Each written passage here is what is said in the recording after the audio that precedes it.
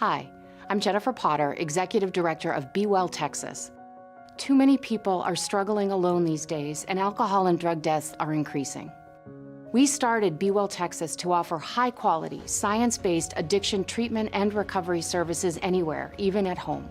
We provide compassionate, caring support virtually or in person. In many cases, there is no cost for treatment if you don't have insurance. Really. Welcome to Be Well Texas. We're glad you're here.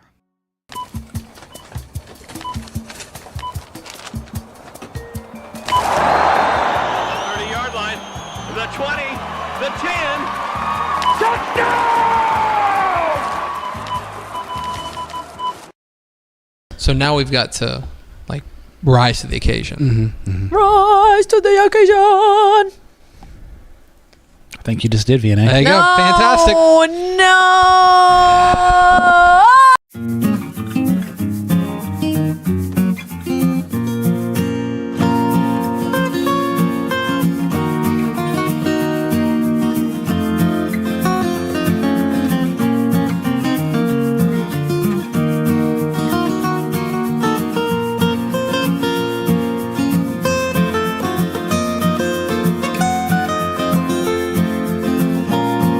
Tep and Stepp, your premium Texas high school football podcast from your friends at Dave Campbell's Texas Football and TexasFootball.com. I'm Greg Tepper.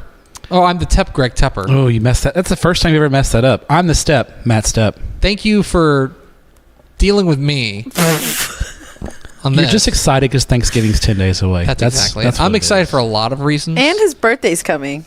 Not mine. Yeah, Tepper's Yeah. birthday's not coming. No, Stepp's birthday's Well, coming. I know. Yeah. I can sense it in the air. Yeah. Thank you for being a Dave Campbell's Texas Football subscriber or not. And being Thank like you, a free question lover. mark? Thank you. Yeah, question mark? Why would we thank you? I will say this. Thanksgiving is coming. If you want to give your friend or loved one the gift of football, TexasFootball.com/subscribe. You can get this podcast. Hi, Brooke. And hi, Brooke. Hi, Brooke. She said hi. No, she did. She said hi. Those other dulcet tones you hear, TexasFootball.com/subscribe. Finish that sales pitch. Those other dulcet tones you hear belong to our producer extraordinaire, VNA Moreno. Oh, I need to put it on me. Hi, V. Hey, guys. Hello. I told V that she looked very nice today, and she's like, "What's your?" And she looked at me and she goes, I like your pants."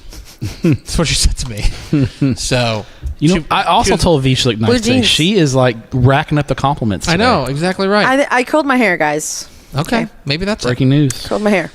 This is your area round preview edition of Tep and Stepp. We do thank you for being a Dave Campbell's Texas Football subscriber. Coming up here in just a moment, we will survey the wreckage of a wild bi-district round of the Texas high school football playoffs. It was wild. And then we will have our area round game draft, the first playoff game draft of 2024, the year of our Lord 2024.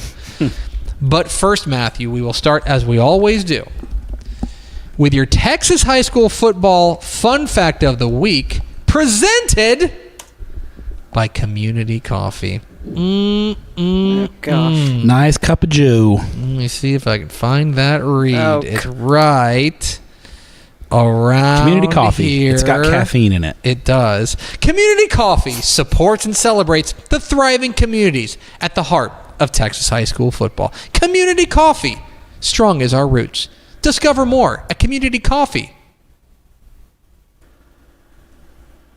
Jesus. Just hanging on every word there, Tepper. You really were. Matt Stepp. Insert This is slurp this is sound. actually delicious community coffee. It's the dark and bold roast, and it's fueling me right now. Matt Stepp, your Texas high school You have so football much energy. fun fact of the week. Yeah, he's excited today. Area round of the playoffs. Exactly right. Of the 352 teams in the UIL that are still remaining, how many of them still have a record under 500? Of those 352. This is a lot harder than Pickle's question 2 weeks ago. I know, but I was taking it easy on her. Let's go with 25. It's a good guess, but when I say it's a good guess, I don't mean it's a good guess. I mean you're wrong. It means I suck. The answer is 15. It means get good. The answer is 15. The answer is 15. Now, I did not expect you to get 3 of them. Farwell, Medina, Medina and Blackwell are 6-man teams that are under 500. Mm-hmm. But other teams that are under 500: 5-6 Farwell, 5-6 Hearn, 5-6 Van Vleck. We talked with Shannon Tepper and Matt earlier today. Big win over Blanco. Big win. 5-6 Amarillo River Road, 5-6 Diboll, 5-6 Marion, 5-6 Geronimo Navarro, 5-6 Andrews, 5-6 Dumas, 5-6 Lancaster. That's right, remember, because they were 4-6 under the playoffs. Yeah, their schedule was ridiculous. It was 4-7 Coleman, who's won 4 in a row. 0-7 to 4-7 in the area round. 4-7 Pilot Point. Big upset win over Mejia. I have Pilot Point at 3-8. You can double check that. And finally, but they're still losing right. 3-8 Crawford. Crawford win the playoffs. 2-8. Another 3-8. They beat San Saba. The Armadillos. The Armadillos went down. Tough deal. Anyway, your Texas high school fun fact of the week. All right, let's take a look at the first round of the Texas high school football playoffs, Matthew. Is it just me, or was it pretty wacky out there? By district standards. It was wacky on 2 fronts because we obviously had a lot of 4 seeds and a lot of chaos. And then we also had the exact opposite end of the spectrum where we had some pretty epic lopsided scores too. Yes. Like that was one thing I noticed aside from the 4 seeds was we had a lot of 80 spots put up and a 91 spot put up. Shout out to San Antonio Davenport putting up 91 on Ishmael Johnson's Manor New Tech Titans. Yoinks. Here's the thing about that, because we hear this all the time. It's like, oh man, look at all these blowouts. There's always blowouts. There's always blowouts. Yeah. There's blowouts in the regular season. Like my guess is that you have the same percentage of regular season blowouts as you do in the first round of the playoffs. The issue for me is that I don't necessarily. There's no real fundamental difference between 49-0 and 82-0. They just feel different. Just a shocking scoreline. Just a shocking scoreline. I think we've come used to even 70s. We're like, okay, they scored 70. Okay, yeah. But when you get that 8 in the first number, it's like, ooh, it's a lot. It's a lot for sure. So okay. The other thing I think. Really tough week for El Paso. Did they go 1 and what was the record? Well, the city teams went 1-14, and the metro area I think was 1-16. And like Clinton stuff. Clinton, Anthony. Oh yeah, it was a tough scene for those guys. It was a rough. El Paso Del Valle carrying the flag for the 915. Jake Fett. Yeah, which he balled out. Yeah, and another fun fact was. Del Valle beating Abilene Cooper. That's the first time Abilene Cooper's ever lost in the playoffs to an El Paso school. Oh, wow. They were like 18-0. Interesting. And so it was the first time. So the one win was that. So it was a tough week for the Sun City. I thought you had a number of games that we thought were going to live up to the hype that did. On the picks I previewed, for example, Angleton and Pflugerville-Weiss. Terrific game. Boy, Pflugerville-Weiss is a tough luck team. Their 3 losses this year are to Consol, College Station, and Angleton. I want to say by a total of 20 points. They're all 1-score games. Brutal. That game lived up to the hype. Coppell Prosper lived up to the hype. Yeah, Coppell you were concerned. We were sweating. We were sweating in the Tepper household. Yeah. But Cowboy Fight Never Dies is not a slogan. It's a way of life. Oh, God. Found a win. Eddie G came back. I mean, I won the defense boat up too. It was really, really... But it was awfully impressive. Prosper's a top 20 team. Exactly that's the kind of game you expect in that matchup. It was, but the thing that I love about the first round of the playoffs is it's always the games you don't expect. Van Vleck and Blanco was so far off our radar. Yeah. Shadow Creek and Fort Bend Elkins. It was a wild Thursday night in Houston to open the playoffs with Shadow Creek losing to Elkins and with Fort Bend ISD right in the middle of both games. Manville beating and Alvin ISD because Manville beats Manville shocks Hightower. So a couple of crazy results in the Houston area for sure. Yeah, and then you kind of look across the landscape. I tweeted about it how we had 20 double-digit underdogs win. Yeah. Like Pilot Point and Mejia is a perfect example. Pilot Point and Mejia is a game that was we didn't even like think about it, honestly. We were just like, okay, well, that's the way that's... Chad Worrell doing a heck of a job there at the alma mater. It is. Pilot Point was winless last year. Yeah. And now they're in the area around the playoffs. It is wild. Okay, so is there anything that happened? The one thing I would say is that, like, in the first round of the playoffs, you can have every once in a while, like, a true contender get knocked off in the first round. Mm-hmm. I would say the closest we really came is probably Shadow Creek in 6A D2. Them and I would say Hightower, both of those. 6A Division 2. If you're looking for a big winner of the area round or the bye-disc round, Summer Creek. I mean, not just did they win their opening round game, that's important, but like the path the two biggest contenders in the region have been vanquished. Yeah. I don't think if there was any other teams that were like I would consider on that short list of contenders. Not true. Even Timpson, they were defending champs, but we knew they were just not the same team. I'll give you one maybe that if you squinted, but like Madisonville losing the first round of the playoffs, that was a team that had a high upside. Or Robinson too. Robinson spent a good amount of time in the top 10 rankings this year, and they got beat pretty handily by Sealy. They got Kane Killoed because Kane Killo had like 8 touchdowns. He's up for Player of the Week this week for Sealy.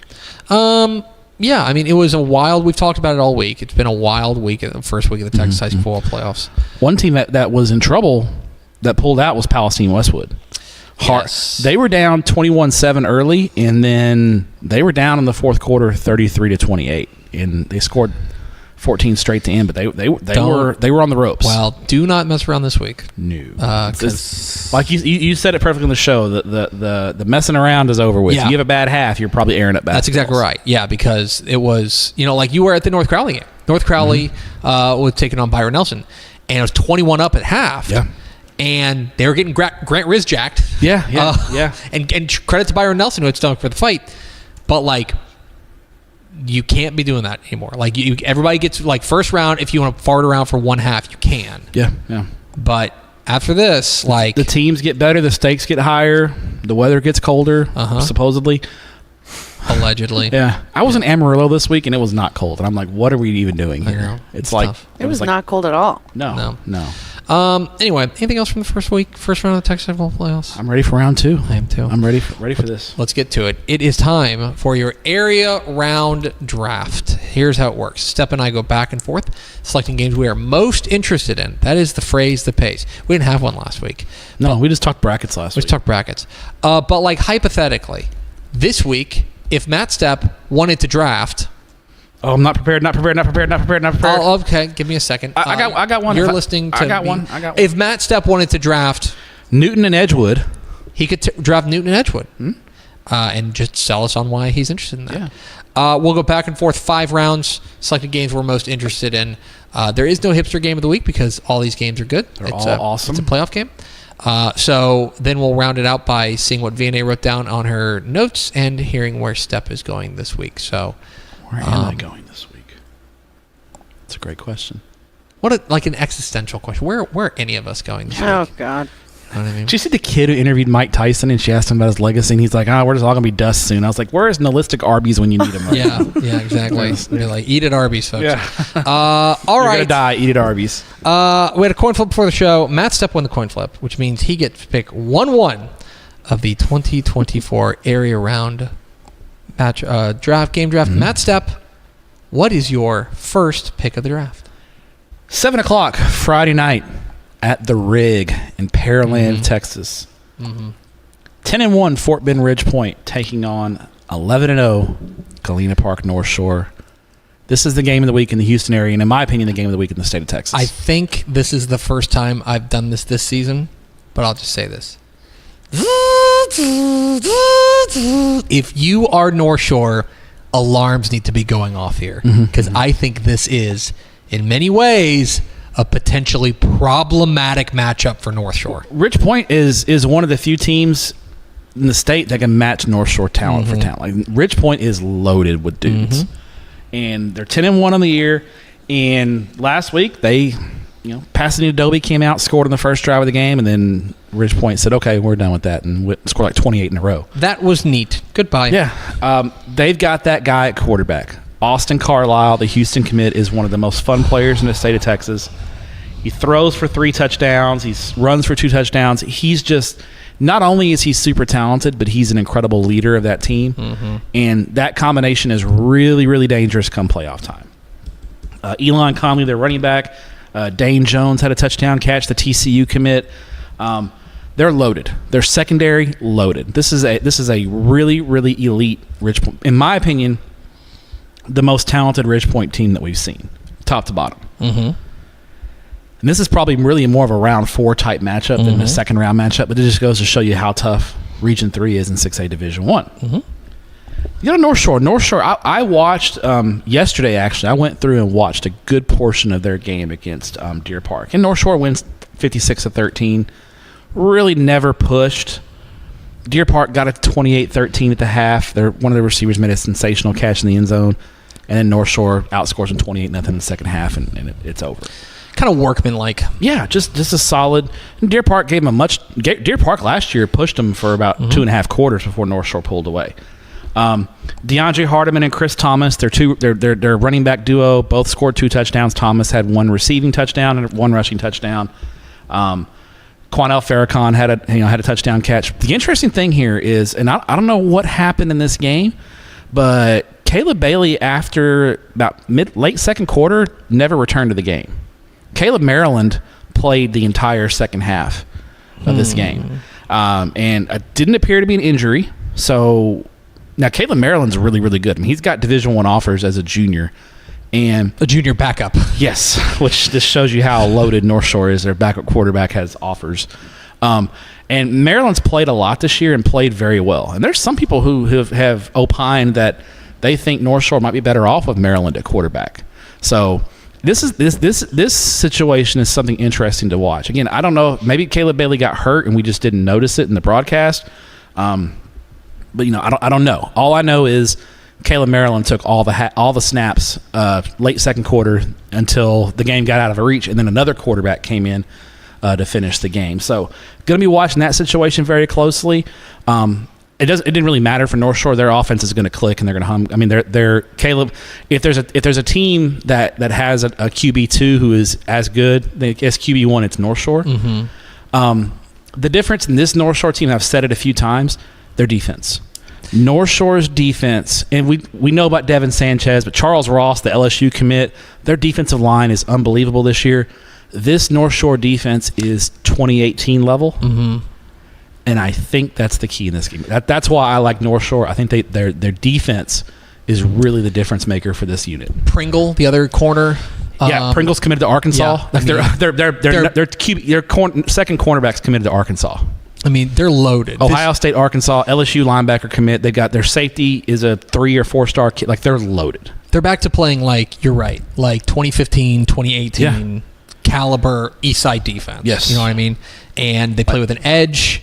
They play fast. They take the ball away. And that's the thing. I think Ridgepoint can win this game, but they have to. I think they got to get They got to turn North Shore over. Yeah, they need some breaks. They need a lot to go right. I mean, I think if all things being equal, North Shore wins this game. I think so, comfortably. I think Ridgepoint's going to need some breaks to pull it off. Now, they're talented enough where if they get some breaks, they can win it. But they're going to need a few breaks. The thing that gives me a little bit of pause here is Ridgepoint's one of Ridgepoint's arguably their signature win is their win over Hightower, and that has suddenly faded a little bit. You know what I mean? That suddenly now doesn't look as good as possible. I'd say Hightower and Bridgeland are their 2 best wins. Yeah. Now, I would say that, this is a Ridgepoint team that is on that short list of guys with top-end dudes like North Shore has, which makes this a super interesting matchup. But I think I think North Shore's probably got to be your favorite. So, good pick there for your first pick. My first pick, Matthew. You know how we try to tell people that they need to subscribe to get the podcast early just in case we preview a Thursday game? Absolutely. 7 o'clock Thursday night at the Star in Frisco. Shout out to Poochie, the Star. As the 11-0 Alvarado Indians take on the 10-1 Frisco Panther Creek Panthers in my favorite track meet. I was going to say, this is the official Tep and Stepp Cut the Brakes game of the week. This is let's get do we have the sounder for the Cut the Brakes game of the week? Oh, yeah, 1 second. Yeah, thank you. Okay. I didn't Just hear. pretend it's there. Okay, great. This is the cut the breaks game. Oh, of the she week. had one. I thought she did too. I love everything about this game. Mm-hmm. Let's talk a little bit about Panther Creek. They've got the one loss in the year to Salina. Mm-hmm. Now, Salina's been doing that to a lot of people. And again, you want to talk about impressive. And we won. They were an 80 burger team, I think. 75. 75, okay. Yeah. What are you even doing, Salina? What are you even doing? Are they broken? 888-787. But the playmakers that Panther Creek have offensively, Graylin Fry, Jalen Lott, Christian Trickett. I actually think their running back, Centel Simpson, he's like... The problem is that he's got so many other great playmakers there that he's like very clearly the fourth most And he's playing out of position. He's not a natural running back. He's playing it kind of out of necessity. Mm-hmm. He's really a outside receiver. You don't see a lot of 6'4" running backs. Yeah. Like he's just kind of helping the team but out here. He's a dog, and their offense has been really, really terrific. Mm-hmm. Speaking of terrific offenses, a gentleman who is decidedly invited to the Dudes Rock Banquet. Mm-hmm, mm-hmm. One of the initial invites, Cartier Collier is coming to town. Yeah, I put his stats in the Slack. Last night. They're unbelievable. I can pull this up. He's got 64 total touchdowns through 11 games. Wow. I'm not a math major or anything, Vams, but I feel like that's about 6 touchdowns a game. Sounds about right to me. Seems good. Feels good. Let's see if I got this. There's other guys that they have that are... DeMarcus Belton has 2,000 plus yards of offense. Lance Sampson, their running back. Yeah, he's a 3,000-yard passer, and he will be over 1,200 yards rushing this week. Insane. He's put up crazy, crazy numbers. But you're right. He's not alone. Like, this whole offense is humming.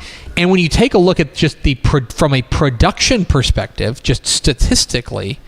These are two of the very best offenses in all of 4A Division 1. Alvarado is the number one scoring offense in 4A Division 1. And they're averaging over 60 a game. 60 a game. And then Panther Creek is 10th at 43 points a game. Here's the other thing about these two teams. How in love with either of these defenses are you? Not in love. I'll tell you that Panther Creek is giving up 20 points a game. But that is a little misleading because I think that they have they're both giving up about 20 points per game, but I think that both of those are a little misleading because Panther Creek gave up 42 to Salina, 35 to Paris, 44 to the Fighting Greenbirds of Lake Dallas in quadruple overtime, 40 to Aubrey in overtime. Every time they've played a high-powered offense, they've kind of been lit up. Yeah. The same thing kind of goes for Alvarado. That like every time they've played. First of all, I don't know the highest score. They played Waco Connolly, which is probably the best comp, honestly. As far as they played Glen Rose. I was going to say Glen Rose. Glen Rose.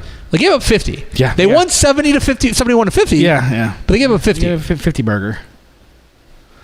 I think Robinson put up some numbers on. Yeah, Robinson put up 42. Here's my question to you, Matthew. Does 42 points win this game? No. Does 49? No. You think you got to be in the 50s? I think you got to get to 50 to be comfortably winning this game. Okay. Now, I'm going to be interested. I think Alvarado, their magic trick or their ace in the hole is going to be. They've been 2 platooning all year. I think you are going to see Alvarado's stars on offense spend time on defense in this game. I think now. Casey Wall Ravens we've been trying to two platoon this thing in situational football, key situations. I expect to see Cartier Collier on defense. I expect to see Lance Sampson on defense. DeMarcus Bell. I think they are going to put their dudes on defense in this game because they're going to need to.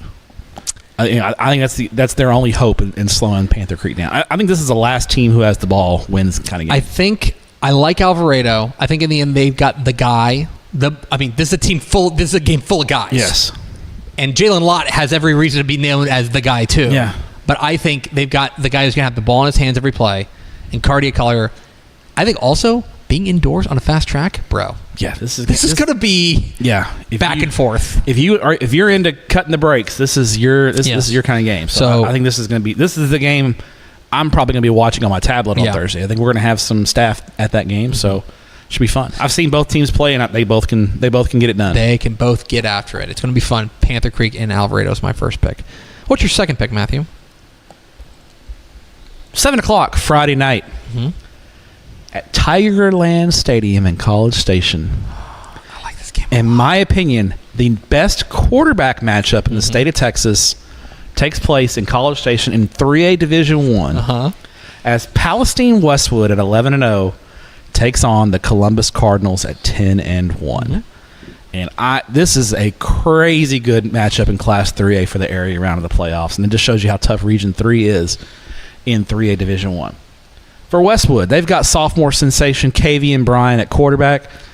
I think he is a candidate to be a 5-star prospect by most of the major recruiting services. And I know Greg Powers. We went to Palestine and watched him, and Greg Powers loves the kid. On the other side, you got Columbus, and you've got Adam Schobel, the TCU commit, who I don't think gets enough credit for being as good as he is. Yeah. I mean, as good as Kavian Bryan is, Adam Schobel, number one, the throws that he makes are ridiculous. They are absurd. The efficiency at which Columbus plays offense is shocking sometimes. So last week against Cameron Yo, Columbus won 48-13. It was 48-0 at halftime, and Columbus pulled off in the second half, put the backups in because Columbus is banged up. Like that's one thing. If you're a Columbus fan, and one thing that concerns you is they're banged up. They've had a lot of injuries in the trenches. Grayson Rigdon did play last week, but I don't think he's 100%. No, I don't think by so any either. means. So I think that getting him out of the game was key as well for Columbus because they've got a long playoff run, hopefully. And at this point, maybe in the first round, I would have considered maybe not playing Rigdon last week just to give him another week's of rest. But Coach Schobel knows a lot more than me. He does. He's way smarter than I am. Absolutely true. Fair. He's probably a way better athlete than me as well. That's not well, I don't know. No, he was. He's an NFL player. I don't remember him playing JUCO basketball. Yeah. So I still want my free got you meal. there, Schobel. Yeah. Who cares about this NFL stuff? Region 14, baby. Ridiculous.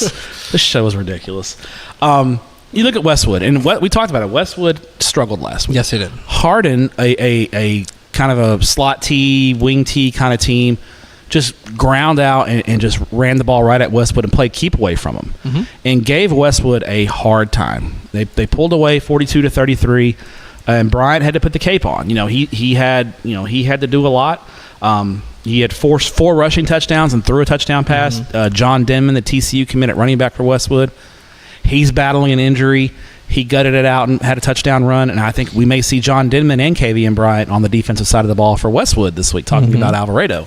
I think both these teams are explosive. I'm just more confident in the Columbus defense to find a way to get a stop or two in this game, and I'm not nearly as confident in the Westwood defense. So I like Columbus in this game. I think it's going to be fun. I think it's going to be an absolute shootout. But when the chips are down, I think Columbus's defense will find a way to get a couple of stops and make Westwood play from behind, and I just don't know if they can catch up. Yeah, I think I'm there too. I think that Columbus's defense is also not, the strength of schedule. Sorry, that's one thing. There's a huge gulf in the strength of schedules here. And Westwood's district, credit to them, they went 4-0. Yeah. But the non-district schedule, Westwood played a bunch of 2A schools, and Columbus has wins over Cuero, Belleville, LaGrange. The one loss to Hitchcock. Columbus is Madisonville. The non-district schedule that Columbus played is just brutal. They're more battle-tested. I agree with that. I also just think that, Columbus, I'm not here to tell you that I think their defense is elite, but I think their defense is pretty good.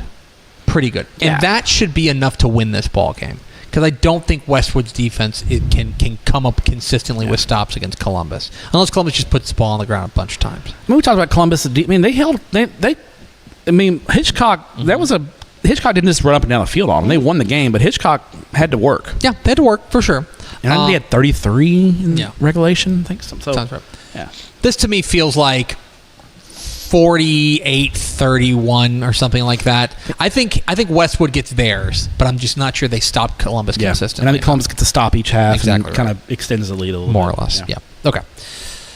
My second pick, Matthew. Is there a better place to be in the state of Texas this week than the hub city? Because let me tell you, Lubbock is popping Yeah, this week. Lubbock is going to be the place to be Thursday and Friday. There's some absolute bangers in the Hub City. And you got your pick here. I'm going to go 7 o'clock Friday night at Lowry Field in Lubbock. Okay. Beautiful stadium. A 2A Division II Region 1 matchup that I think, in my opinion, is for the region title. Okay. As the Wink Wildcats take on the Stratford Elks. Okay. Stratford, you may remember, was our preseason number 1 team in 2A Division II. Correct. And their record is 7-3. Mm-hmm. It's not always been pretty for them. They have now, part of it at least, is they have run an exceptionally difficult schedule. They have. They have played, let's see, I'm pulling up their schedule. Not Houston, Stratford, not you. They played a tough schedule too. They did too. They've got losses to Panhandle, aged well. They're an area around team, 10-1. 10-1. Sunray, 11-0. 2 teams also playing in Lubbock this weekend. Mm-hmm. And they have a loss to Groover, who's undefeated. 11-0. Okay. And by the way, the Panhandle and Groover games were each decided by 13 points total. Mm. We know what they're about.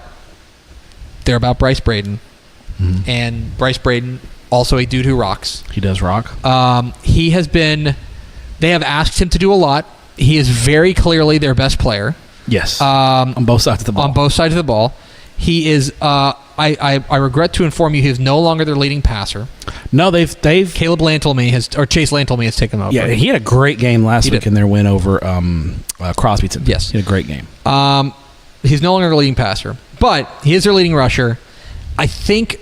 And their leading tackler, probably. And he is. And when the chips are down, there is no doubt who's getting the ball and who they turn to make a play. Well, here comes Wink. And it's important to remember that coming into the season, I think that the common wisdom around Wink was, well, they missed their window. You know, Cannon Gibson's gone, who is their do-everything superstar. He's at West Texas A&M starting for them. Exactly right. They missed their window. I would say that this may be the opening of a new window because they've got a pair of sophomores who are ready for prime time. Kamid Fasciani, their running back, has been a huge year, unbelievable. And then this Lane Lesby has taken over at quarterback, and he's been great. Yeah, offensively, they've been very, very good. The other thing about this is that I think that the Wink defense, I think it's better than it was last year. I think playing great. They brought a lot of guys back. They're a year older, bigger, stronger. They're better. They are better. This is, to me, like I said, I like Groover a lot. I do, and I think they'll be in the regional final. I think the winner of this game will play Groover in a regional final. Agree. I think the winner of this game I will probably install as a small favorite in the regional final. That's where I'm at. I picked Wink to win the region, so I'm picking Wink in this game. Okay. I think they're ahead of schedule right now, and I think that like the reload that Brian Gibson's got cooking there at on Wink, the fly is ahead of schedule. In the end, the main character in this game is Bryce Braden. He's playing for his high school career. He's a senior. Mm-hmm. He's already like a legend out there in got one state championship as a freshman. Exactly. The other thing about Stratford, they're healthy. Yes. You know, Julio Valdez missed a lot of time. He's kind of that third weapon that they use in the passing game. And I think the development of the sophomore quarterback takes the pressure off Braden. He doesn't have to do everything. They can give him a little bit of a breather on offense because Valdez is very versatile. He can line up at receiver. He can go to running back. And so if Braden needs a blow playing defense, they can sit Braden down for a minute, let Valdez get some carries. It just opens things up and makes Stratford a lot more versatile football team. They've got to stay healthy. Yeah, they've got to stay for healthy. most 2A. That's 2A-D2, yeah, exactly. There's not a lot of depth. Your depth is and Stratford just kind of went through it early in the year with injuries, and they're getting healthy at the right time. Yeah. Fascinating ball game. Huge game in Region 1. I'm rolling with Wink. I'm gonna ride or die. You know, it wouldn't surprise me. Stratford was the number 1 team in the state, obviously for a reason. Sure. And all their games have been close. But I'm going with the Wildcats at Wink. Love it. What was your third pick, Matthew? 7 o'clock Friday night at Randall Reed Stadium in New Caney, live on TexanLive.com. As the 10-1 Lufkin Panthers take on the 10-1 College Station Cougars in a juicy Region 3 matchup in 5A Division 1. Hey, V, can I have the single shot? Oh. This game, hot. Go on. There you go. God. Just get the Greg Tepper sexy game of the week and do the Kim Kardashian meme where she's just going like that, Just need that. This is Thanks for paying for this podcast, guys. Yeah, this is an awesome matchup. Lufkin played on Saturday, and as expected, they handled Houston Milby easily. I was a little bit late to getting to this game, pulled up on my tablet, and when I pulled it up, it was 21-0 already. That's kind of how the game went. 35-0 in the first quarter, running clock second half. It was over with in about an hour and 45 minutes. It was what you expect in a lopsided first round game. Lufkin's defense dominated. If you haven't watched Zion Williams, the LSU commit, you need to watch him. Lufkin's defense is unbelievable. And the emergence of quarterback Quincy Kuti has been huge for this Lufkin offense. He threw 3 first-half touchdown passes. He's dynamic running the football. Just what a dimension that he gives to the Lufkin offense. Lufkin's offense early in the year kind of struggled. The one loss, they lost to Longview 7-3 in the season opener. And they hadn't quite figured the offense out yet. And this is an offense that graduated a running back and went to Notre Dame. Like they figured some things out. They've won 10 straight. They've won 10 in a row, including wins over Galveston Ball, Barbers Hill, and Port Arthur Memorial, just to name a few. Just been dominant. This is their biggest test in a while, though. College Station is playoff tested. They've been through the battles. Doesn't matter if it's Steve Huff, Stoney Pryor, head coach. They just find ways to win games. They get to state championship games. They always make deep playoff runs. Lufkin does not have the playoff pedigree that College, which is weird to say that College Station is such a new school, but they've got more playoff pedigree than Lufkin has. Lufkin hasn't been past the second round of the playoffs, I think, since 2018. So this is a huge game, I think, for the Lufkin program and for Todd Quick and his kind of legacy at Lufkin. He replaced a legend when John Outlaw passed away. And he, following a legend is really, really tough. And they had some lean years. By last 3 Lufkin years. standards, Yeah, I mean, they haven't made the playoffs since 2020. Yeah. So this is a huge legacy game, I think, for Todd Quick. Just trying to, now I want to say get out of John Outlaw's shadow, because he's coached for John Outlaw. He loves that man. But I think Todd Quick, this would be among the bigger wins in his career if he can get this win over College Station. College Station last week, no problem with Crosby, 41-10. Cade Corcoran threw 4 touchdown passes. Got Aiden Martinez-Brown involved. Martinez-Brown actually caught 2 touchdown passes. So they're using Martinez-Brown in a lot of different ways. I think the winner of this game, in my opinion, is going to get to the regional final, probably against Consol. I think the winner of Region 3 gets to AT&T Stadium. This is a huge game. Yeah. I think the winner of this game has a really good shot to get to AT&T Stadium. It's a legacy game for Todd Quick as a coach, and I think Lufkin gets it done. Wow. I'm picking Lufkin in a close one to knock off College Station. I'm on College Station, but I think this is a coin flippy type, I like that. one big play type game. Do you remember when Longview played at State? If Lufkin made it to State, we would see a very similar kind of rowdy crowd at AT&T. 581, right? Yeah. Saturday morning. Yeah, we'd see a pretty rowdy Lufkin bunch. Alito would be a nice little crowd there. It would be a good crowd, yeah. Just saying. A lot of football left to be played. But I'm picking Lufkin. Okay. Fascinating ball game. Fascinating. It's a purple party. Matt Stepp. Let's go.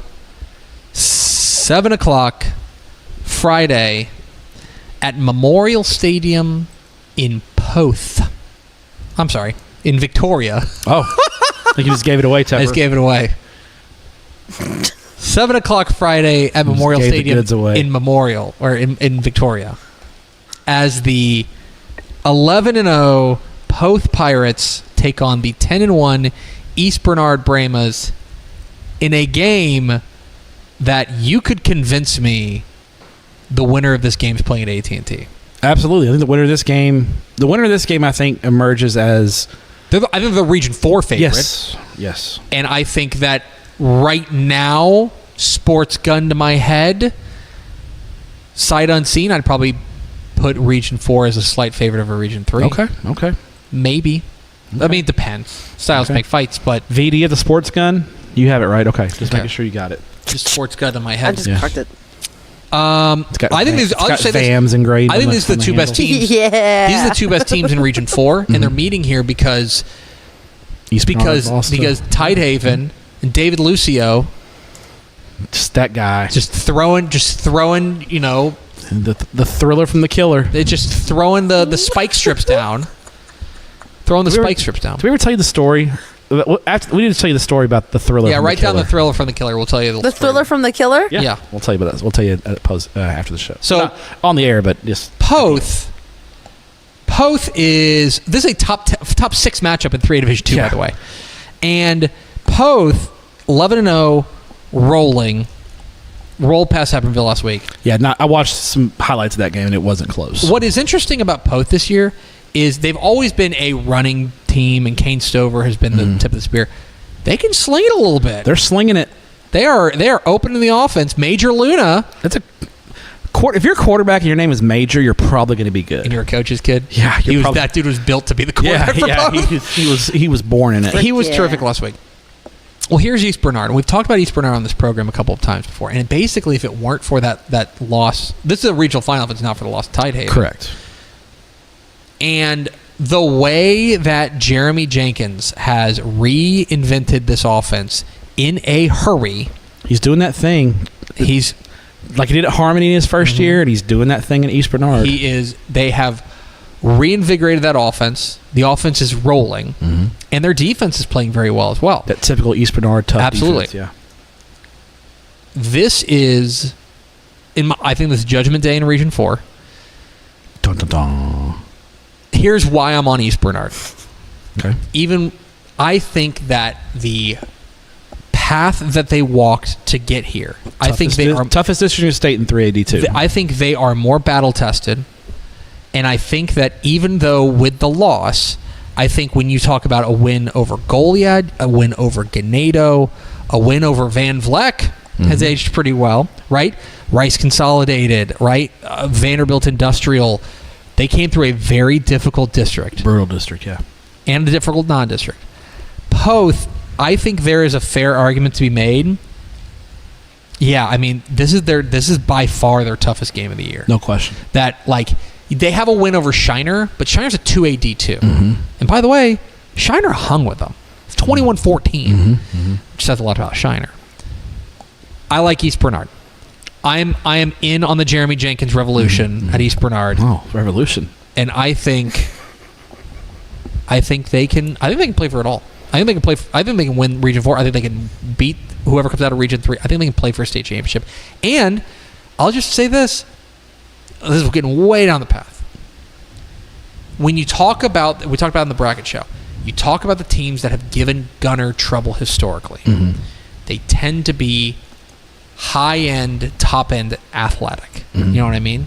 East Bernard kind of fits that bill. They do. They have some elite athletes. Yeah.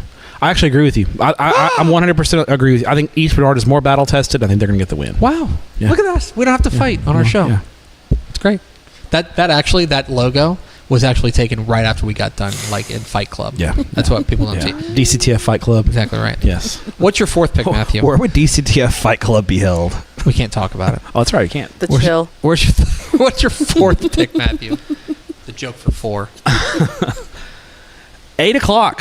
Football after dark. 8 o'clock Friday night at Patriot Stadium Going back out to in Lubbock. Our boy Armando Lujan, 11-0 Sunray. Did you see the picture I took with Armando Lujan? Yes, I want to take a picture with him now. Hey, he's mine. You can see him with the Dudes Rock Penguin. He's Let's go. He's my guy. That's my dude. Oh, sorry, my bad. I'm sorry. Taking on 10-1 Hawley at the second game of a doubleheader at Patriot Stadium in Lubbock on the campus of Lubbock Liberty High School. Here's a hot take. You said earlier, and I agree with you, that Westwood and Columbus is the best quarterback matchup in the state. Is this the most fun? Like this, maybe the second most fun. It's a good candidate because you've got Armando Lujan, who needs 382 passing yards to set the UIL career record. Wow! I validated that number with our friend Kale Steed out there. How many yards? 300. He needs 382. So big game. He could conceivably break the record this week. Last week, now, and then you got Keegan Abels there at Hawley, who quietly has had a monster season as well for the Bearcats. I was at Sunray Olton last week, and they started out slow. It was 0-0 for a good portion of the first half, and then the offense got cooking. Lujan runs for 2 touchdowns. He throws for 2 touchdowns, and just for funsies, he got an interception on defense as well because 2A football, right? Yep. Arnold Mendoza, their running back, had a great game. 78 yards rushing. He had a touchdown. He also had 2 touchdown catches, and they got a linebacker, Luke Grajeda, who's just a beast. Just unbelievable. He had 12 tackles, just a menace on the defensive side of the ball. Comes out on offense, plays some tight end, and just destroys people. Just Sunray's a lot of fun. And you got Hawley, and they, nice bounce back from their loss to Stanford in Week 11. They roll past Ozona 57-21. Keegan Abels throws for 250 and 2 touchdowns. Alan Barker rushes for 195 and 3 touchdowns. If Hawley can find their running game, that's going to be huge for them. Absolutely. Because they've been really relying on Abels, especially late in the year. I think this if they can get Barker going, that's going to be key. When they lost to Stanford, that was largely it was because Keegan Abels got his, but it was kind of he was the only one out there doing it. Yeah, and then Stanford's pinning their ears back and getting after him, and you got to be. And I think this is a similar scenario here. I think Hawley has got to be able to run the football against that Sunray defense if they want to stay in this game. If they can't run the ball and they get one-dimensional, and and Abels has got to throw it 40 times, Sunray's winning this football game. So I think they got to get the running game going. I just don't know if they can because that Sunray front 7 is nasty. Yeah. They are very, very good. Senior heavy. There's a lot. There's like 4 or 5 4-year starters in that crew. A lot of football, a lot of experience. I think the defense and Lujan gets Sunray to Thanksgiving weekend. So I like the Bobcats in this one over Hawley. I do too. Keegan Abels is as far as short list of guys who can go play for play with Armando Lujan. Keegan Abels is down on that list. You know what I mean? This is a fascinating ball game and a late night ball game on a Friday night. I know. Region 1 after dark. Region 1 after dark. Hashtag Hub City after dark. At night. Let's get it going. Matt Stepp, my 4th pick. Let's go to the danger zone. Ooh. 3:00 Saturday at Waco ISD Stadium. Dang, I was going to pick this game. I present to you the danger zone, which is the South Oak Cliff Golden Bears taking on the Huntsville Hornets. And South Oak Cliff needs no introduction at this point. We haven't talked about them in quite a while because basically probably since they played Longview. They beat Longview in Longview. They beat Longview. What a feather in the cap. Very impressive victory. And they've been rolling, right? They're running the ball very well. Damon Williams, Levon Morton, Mikhail Trotter. Furthermore, and our guy at quarterback, Ishmael Johnson's favorite quarterback. It's funny. Hashtag Capecchi boys. That's the Ishmael's text. Carter Capecchi, he's cooking. He's playing really well right now. He's playing strong. Another quarterback I took a picture with. And their offensive line, I think, is the real difference for them right now. Sock in the Trenches is a 6A football team. On both sides of the ball. They are. I think last year, their offensive and defensive lines were, especially the offense. Let me just focus on the offensive line. Defensive line was very good. Offensive line was good. This year, it is great to elite on the offensive line. Agree. And that has been what has really opened things up. I do not know if the defense at the top is as elite as it has been in the past. That's a super high bar. Especially in the secondary. Yeah. Still pretty good. Yes. This is a South Oak Cliff team. Feels like we've been waiting for them to get to a regional final, potentially against PNG. Maybe Texas High. We'll see. Texas High looked really good. Yeah. Oh boy. We'll talk about that game next week. I'm sure. They got to get there first, and I am here to tell you, I think Huntsville is a landmine. For sure. It's Region 2 is brutal this year. And Huntsville's the first of what's going to be their brutal gauntlet. I love this Huntsville team. The freshman quarterback, Zay Adolphe, yeah, he's been unbelievable for them. It's weird to say that their senior quarterback gets hurt and Adolph comes in and I think they might be better. They haven't lost since he's taken over. Yeah. They've done a great job managing the game, but that kid's going to be a real problem when he's a senior. He's unbelievable. Trayshawn Brown, their running back. I mean, classic Huntsville running ball. And the other thing for me, and what makes this really interesting to me, is the defensive side. This is the best defense that South Oak Cliff has played probably since Longview. For sure. You know? Now, part of that is that I think they're just a lot better than everybody in their district. They're a lot better than Terrell last week. This is a defense. This is a Huntsville team. Let me say it in the camera. This is a Huntsville team that is good enough to beat South Oak Cliff. Yeah.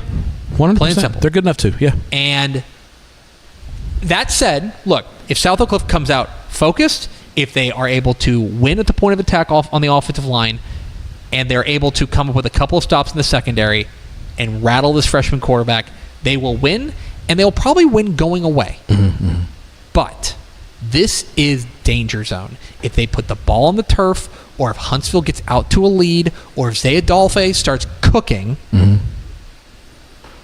this is a potential upset in the making. Yeah. I am fascinated by this game. It's a Saturday afternoon affair. Yeah, not a lot of Saturday games. A lot of eyes will be in this game. Be a big crowd. I think it's going to be a big crowd at Waco ISD. Big crowd at Waco ISD. I think Huntsville's going to travel.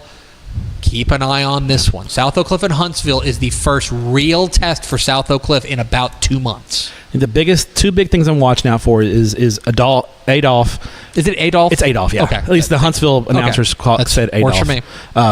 Going against that South Oak Cliff defense coordinated by Kyle Ward. Yep.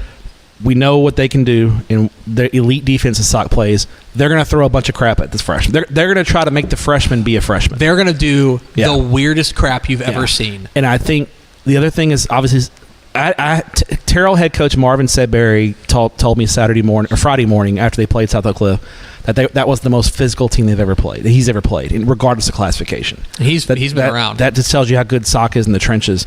The other thing, Sock, this is a culture game. Sock has been in these situations, been in these moments, and come out on top. Huntsville has not. As a program in the past, Huntsville's been close. You remember they got against Fort Bend Marshall.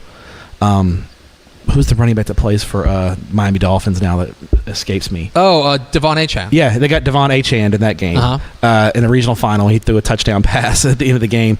They just and then this year against P&G, they were right there at P&G and just didn't do the little things to win the game. This would be the biggest win for Huntsville in probably since the early '80s when they were playing for state championships. Sock's been there, done that.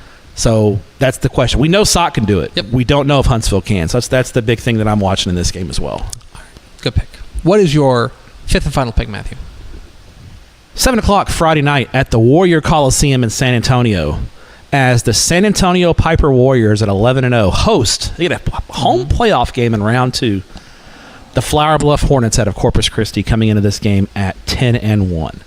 And much like East Bernard and Poth, we're getting this game in the second round because of a Week 11 overtime loss. As Flower Bluff got beat by Corpus Christi Vets in the season finale, and that put them at third place in the district. So that meant Flower Bluff, as good as that team is, had to go on the road last week to McAllen, and they did fine. They won 35-10. They on the road against a good McAllen Memorial team. They won 35-10. We talk about Flower Bluff. You talk about offense. They've got Jaden Palacio, the UTRGV commit at quarterback, Cameron Dixon, the Vanderbilt commit, Andre Mims, the other receiver who's outstanding. Both of them caught 2 touchdown passes. This Flower Bluff offense is cooking. They can put up points with the best of them. Defense played well against McAllen Memorial. They haven't always been consistent. They got touched up against Corpus Christi Vets. They got touched up against PSJ North. Really, other than that, those are really the only 2 real tests that Flower Bluff has had all year. They did not have a very strong non-district schedule, and they also only had 2 non-district games. So they got in a 9-team district. So the district schedule until the end of the season was very light as well. So I think this Flower Bluff team is good, but I don't know how good they are. In their 2 biggest tests, they got beat, and then they probably, PSJ North doesn't miss a late field goal, they probably lose that game as well. So that's my question with Flower Bluff going into this. This is a referendum on just how good Flower Bluff is. Yeah. We know how good Piper is. Piper has a win over Smithson Valley. They have a win over Davenport, which is both of those wins have aged very well. And last week, they did what they should do against an overmatched 4th-place team from San Antonio. They won 63-0 against Southwest Legacy. Love Caden Keith, their quarterback. He's come in as a first-year starter, and there's been no drop-off in the Piper offense. They've got 2 running backs that can make you pay, and they've got my dude. Isaiah Champagne. My Cajun champion. He is your Cajun king. He's my Cajun king. He gets it done. The UIW commit is unbelievable. And so I think we are going to get a shootout in this game. I think we're going to this is probably in the top 5 of cut the breaks games. Mm-hmm. But I think at home, superior strength of schedule, the lean goes to Piper in this one. So give me the Piper Warriors to get to Thanksgiving weekend for the second straight season, which is really incredible considering this is only their 3rd varsity season. Yeah, I think that's that's a very good pick. I do like Piper a lot in this one. I think that I love this offense, man. Yeah. I think their offense, they can beat you in so many different ways. Mm-hmm. Like there is just kind of like cracking the code there of like what's going to work. But I think that you're right. Like Flower Bluff, like Pelucio is good enough to make the plays to keep them in it. And Sure. if you want to get into a shootout, he is good enough, and that offense has been good enough to do it. So that's an excellent pick. Is that 5AD1 or 5AD2? D1. D1. I hate to do 2 back-to-back games in 5AD2, but I really can't let this cross-regional matchup pass. Matt Stepp, 7 o'clock Friday night at Astound Broadband Stadium in Midland. Oh, yes.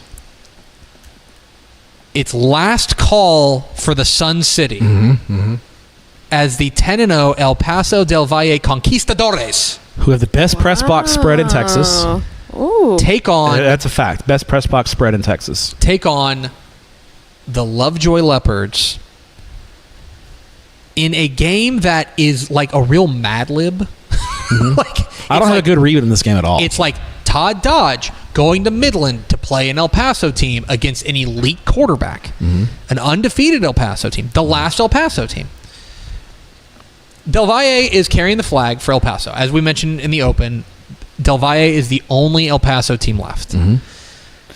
And, I mean, not just because they're the only El Paso team left, but I think also on the facts, they're the best team in El Paso. For sure. Like, 100%. They're It's a 10-0 hard for a stop. reason. Yeah. They're just the best team in El Paso. They have the best player in El Paso. Yes. Jake Fett is unbelievable. Jake Fett. Jake Fett is a legit Power 5. He's committed to Arizona State. Yeah. Yeah. And he's getting offers from Correct. he's even yeah. bigger programs. We can say it. We're not No offense to Arizona State, but you know. It's fine. Jake Fett's a dude. Yes, like he is. straight up. And their offense is legit. They're a flamethrower. They are really good. This is an offense that is scoring 51 points per game. And a lot of time Fett's on the bench at halftime. Correct. Yeah. Their offense has been terrific. If there is anybody who can admire the work that Jake Fett is putting in, perhaps it is Todd Dodge at Lovejoy. I'm sure he's watched film, but I mean, that kid is really good. I would be interested. I might call him this week. Yeah, he'll I probably might tell call you. him. And I'll just say, be like, "What do you think of the Del Valle Put quarterback?" him on speakerphone right now. And I bet he will. I bet he will lavish praise on him. Yes, And he knows quarterbacks. he does. Lovejoy is a team that, if you believe in being battle tested, there is no doubt that they are battle tested. The district they come from and the non-district slate they played, their 2 non-district games. Their 2 non-district games were Lubbock Cooper, aged well, and Highland Park. And that was a 1-score game against Highland Park. Okay? Both 1-score games, by the way. They have been living on the edge, okay? Won a 4-point game against Anna, won a 3-point game against Melissa, right? They lost a 4-point game to Walnut Grove. Took care of Timberview last week. Offensively, no notes, okay? Dalen McCutcheon, all the dudes they've got. What's the name of the quarterback? Hold on. I know McCutcheon. He recently decommitted from Florida State and committed to Texas, right? I can find you that Lovejoy quarterback's name. Pretty sure he's got good numbers. I am fairly certain he's pretty good. Their quarterback's name is Jacob Janicek. He's been excellent. Yeah. He's been excellent. He's been up for Player of the Week, I think. Yeah. Dale McCutcheon, Coleman Ray, Zane Kaczynski, they've got playmakers. Their offense is hitting on all cylinders. I will say this. High-powered passing attacks have touched up Lovejoy. Yes. Okay? Anna did it. Walnut Grove did it. Melissa did it. Lubbock Cooper did it in the opener. Cooper did it. Michael Deaver went off. Okay? Here's Rob. I do not think it is... I think in 90+% of cases, if you just want to default to DFW team going to take care of it, you'll be within your rights. I do not think Del Valle has played the kind of athletes that are going to be out there. No. I will also say that if this turns into a shootout, Jake Fett can hang. Yeah. And they got another guy. The X factor for Del Valle is Manny Fuller. Yeah. The Utah commit. He's going to play running back. He's probably going to play some DB as well. He's kind of their X factor. They did not have him in the playoffs last year. Having a healthy Manny Fuller is key for Del Valle. Here's how I think there's 3 ways this game goes. By the way, Lovejoy going on the road, long way. Yeah. They ain't been out of Metroplex. No. Okay? If you are, I think there's 3 ways this goes. It's Lovejoy big. It's like they run away and they just can't hang the defense, and Del Valle can't. And it's 58-20, right? Lovejoy close, where it's like 48-45 or 40, and a kind of typical game that Lovejoy's played against high-powered teams. Mm-hmm. Or Del Valle stuns the state and gets a signature win and knocks off Todd Dodge. I'm going with Lovejoy. I think they've got 2 outs out of 3. But keep an eye on this one. I am really intrigued because from a stylistic perspective, this is the kind of team that has really given Lovejoy trouble. Sure. No, I agree 100%. So the question is whether or not Del Valle and their strength of schedule is good enough to hang with a team like this. So there is our area round draft. Stepp took North Shore Ridgepoint, Palestine Westwood, Columbus, Lufkin College Station, Sunray Hawley, and San Antonio Piper, Corpus Christi, Flower Bluff. I took Alvarado, Frisco, Panther Creek, Wink, Stratford, Poth, East Bernard, South Oak Cliff, Huntsville, and Lovejoy, El Paso, Del Valle. I didn't even do the game that I'm calling on formerly Valley. It shows how good this week is. Brenham and Liberty Hill. Brenham and Liberty Hill. You're calling it on Valley this week? Yes, I am. A lot of good games. Really good week. Yeah. I mean, it's the playoffs. Second round of the playoffs. Fascinating. It's a great week. Although, do you know what? And people will know this by the time they watch this. But do you know what? I made my number 1 spotlight game on the picks video. Which one? Wortham and Mount Enterprise. Oh heck yeah! That's a fun game, man. Keegan Ash, yeah. Keegan Ash, and then John Ross Black is the quarterback for Wortham. He's been a dog, man. He's been a lot of fun. It's a great week. Westlake and Brennan. We didn't talk about that. Friendship and South Lake Carroll. That's another game in that kind of West meets East or West meets DFW, where it's like they've got the horses to hang. You know what I mean? Stanford and Panhandle. Yeah, it's a great week of games. It's a really, really good week. Where are you going this week? Thursday night, I will be in Melissa to watch the Crum Bobcats taking on the Carthage Bulldogs. Are you going to get some eyes on the sea? Yeah, I'm going to watch the sea, see what they can do at a beautiful stadium in Melissa. So Did you see Carthage last week? They went on a 20-play drive. Yeah. And then I think Jet Surratt threw an. I think Scott Surratt's just doing bits in the playoffs now. So. Just bored. Like, can we do a 20-play drive? Friday night, I'll be in Abilene at Shotwell Stadium for Lubbock, Cooper, and Prosper Walnut Grove. Fascinating. Yeah, should be a fun. I'm interested in this game. First time freshman quarterback in Abilene for the first road trip. Another cut the brakes game too.